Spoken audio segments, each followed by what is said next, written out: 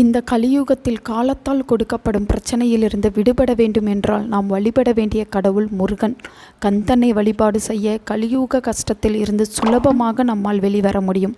பொய், பொறாமை, பித்தலாட்டம், சண்டை சச்சரவுகள், சுயநலம், அடுத்தவர்கள் சொத்தை அபகரிப்பது, அரக்க குணம், எதிர்மறை ஆற்றல், ஏவல், பில்லி சூனியம், கண்திஷ்டி, இதற்கு மேலே இன்னும் கெட்ட சக்திகள் எல்லாம் சூழ்ந்ததுதான் இந்த கலியுகம். இவை எதுவும் நம் கண்ணுக்கு தெரியாது. ஆனால் இதன் மூலம் பிரச்சனைகள் மட்டும் வரும். இதே கலியுகத்தில் சில நல்ல மனிதர்களும் வாழ்ந்து கொண்டுதான் இருக்கின்றோம். அதனால்தான் இன்னும் மழை பெய்கிறது, விவசாயம் செழிக்கிறது, இந்த உலகம் இன்னும் அழியாமல் இருக்கிறது. இவ்வளவு பிரச்சனைகள் சூழ்ந்த வாழ்க்கையை நிம்மதியாக அமைய வேண்டும். நம்முடைய வாழ்க்கையில் வரும் பிரச்சனைகளை எதிர்கொள்ள நமக்கு தைரியம் பிறக்க வேண்டும். நம்மோடு போட்டி போடக்கூடிய எதிரிகளை நாம் சமாளிக்க வேண்டும் என்றால் நிச்சயம் அந்த முருகப்பெருமானின் அருள் நமக்கு தேவை. கலியுக கஷ்டங்களிலிருந்தும் துன்பங்களிலிருந்தும் விடுபட கலியுக கடவுள் முருகனை நினைத்து சொல்ல வேண்டிய சத்ரு மந்திரத்தை பற்றி தான் இந்த வீடியோவில் நாம் பார்க்க போகிறோம். இந்த உலகத்தில் என்னால் வாழவே முடியவில்லை. எல்லோருமே என்னை ஏளன பேச்சு பேசுகிறார்கள். என்னுடைய வாழ்க்கையை கேலி கிண்டல் செய்கிறார்கள்.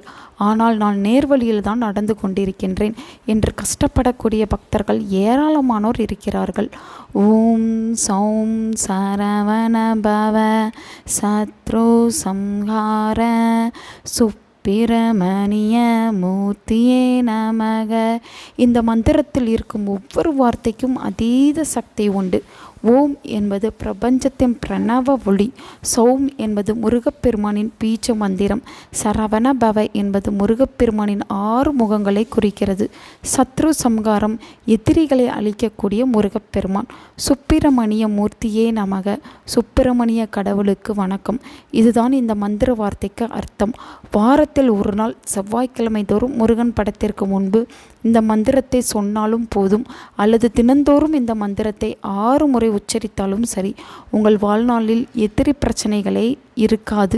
கண்ணுக்கு தெரிந்த கண்ணுக்கு தெரியாத எல்லா எதிர்மறை ஆற்றலும் உங்களை விட்டு விலகும். உங்கள் வாழ்க்கை சொர்க்கமாகும். இந்த கலியுகத்தில் கஷ்டமில்லாமல் வாழ்வதற்கு முருகர் உங்களுக்கு நல்ல வழியை காட்டி கொடுப்பார்.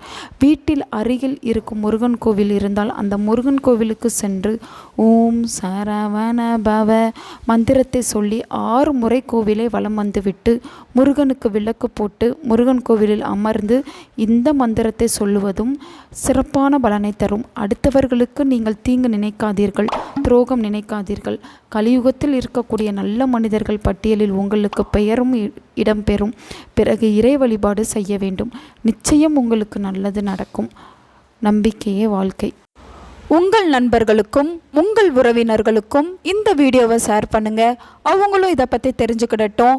ஆன்மீகம் டிவி தமிழ் சேனலை சப்ஸ்கிரைப் பண்ணுங்க.